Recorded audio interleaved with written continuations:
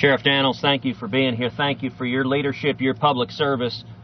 Thank you for risking your life, you and the men and women who serve with you, risking your life every day to keep us safe. Thank you.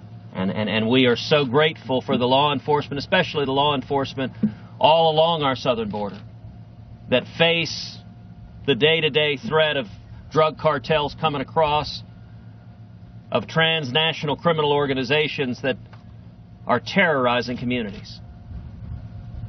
Speaker Gowan, thank you for being here. Thank you for your leadership. I know it is important and significant in Arizona to have the first Speaker of the House from Southern Arizona in decades.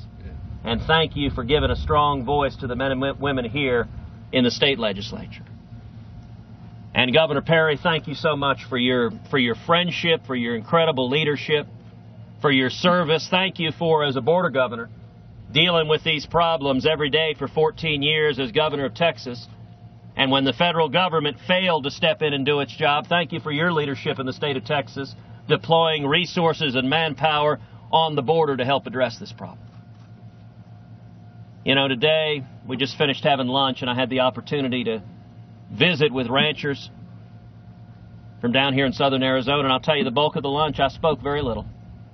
I spent most of the time just listening, just hearing their stories, hearing the volume of traffic every day, of drug cartels smuggling across, groups coming across with backpacks filled with drugs, groups armed.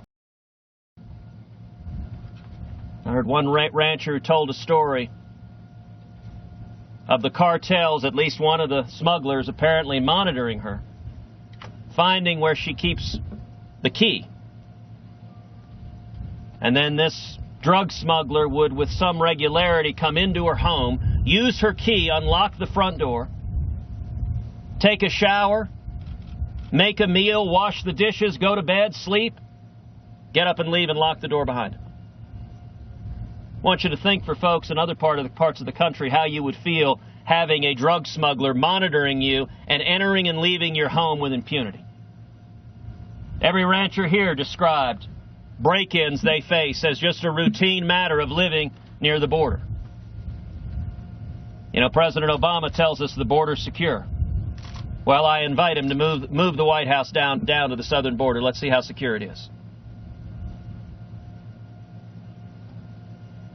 The ranchers here deal every day with the threats that tragically took the life of a well-respected rancher not too far from here. Threats that challenge our basic safety and security.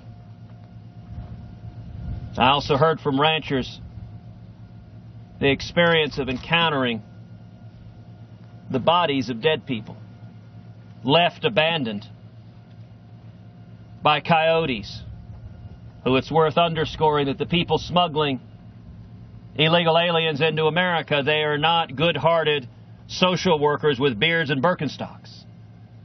They are hardened, vicious, violent criminals. And far too often they abandon women or children. Those who are sick, they abandon them in the desert to die. This is a national security crisis. And it's a crisis that the federal government is refusing to do its job and solve.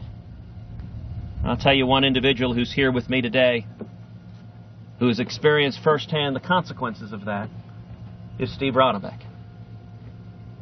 Steve's son, Grant,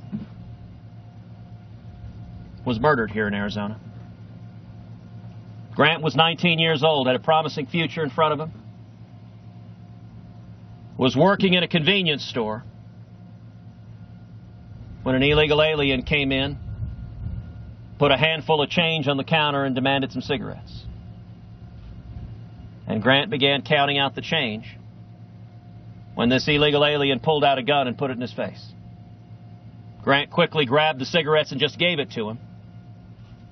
But for no reason whatsoever other than hatred and malice and evil, this illegal immigrant shot and murdered Grant Ronnebeck. This illegal immigrant had been in and out of jail. He was a known criminal. He shouldn't have been in America. He should have been deported. He should have been incarcerated.